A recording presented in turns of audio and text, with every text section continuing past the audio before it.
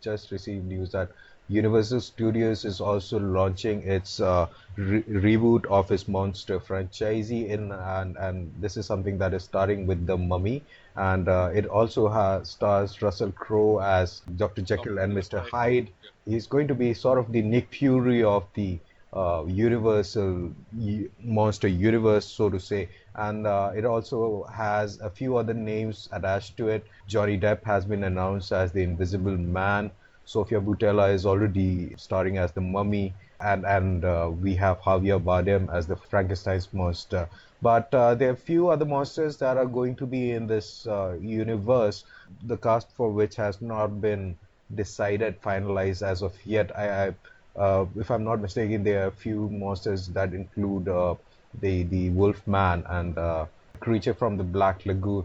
That these are some things that truly, let's say, are going to be crossing over to each other's movies, and I think this is something that I'm not too enthusiastic about because I'm not really sure how it's going to mix into all this because the last time somebody attempted something like this, it flopped pretty hard. If you will remember, there was the League of You're Extraordinary talking about Gentlemen. LXG.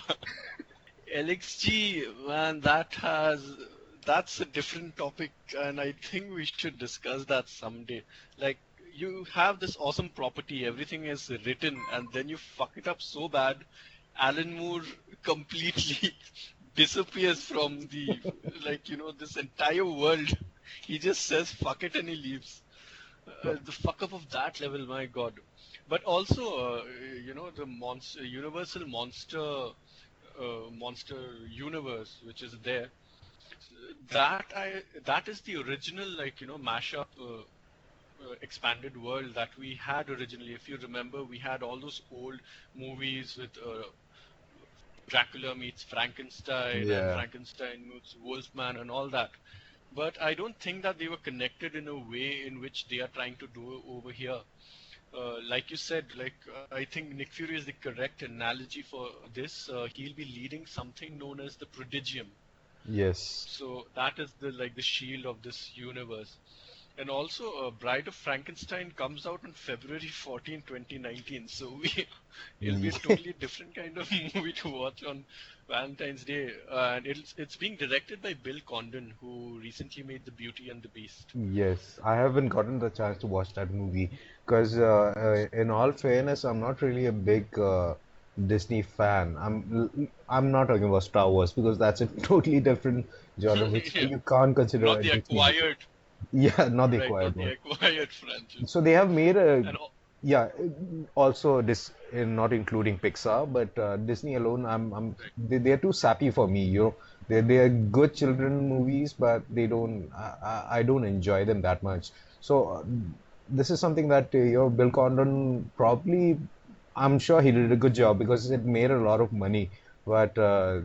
I'm not sure because I haven't seen it. I've just seen the trailers and that's all I know about that movie. But Actually, yeah. I'm not sure what they're going to bring to this entire, like what new they are going to bring to this, the sensibilities that we have right now.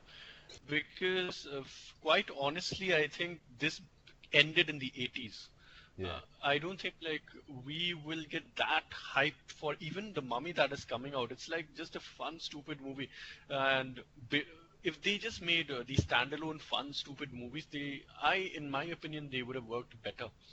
But what will it culminate to? That is the big question. Like, because they do have Van Helsing also listed as one of the movies, as well as The Wolfman, which will be written by the same guy who wrote Prisoners, Aaron, what, Guzikowski or something like that. Right. And also they have, yeah, like I said, The Creature from the Black Lagoon, which is also listed for the year 2019, and it will be written by the same guy who wrote Aquaman.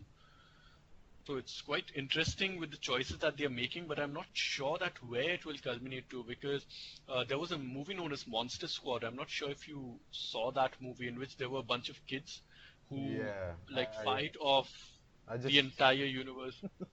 you That just was a reminded me of that fun one. Yeah, movie, man.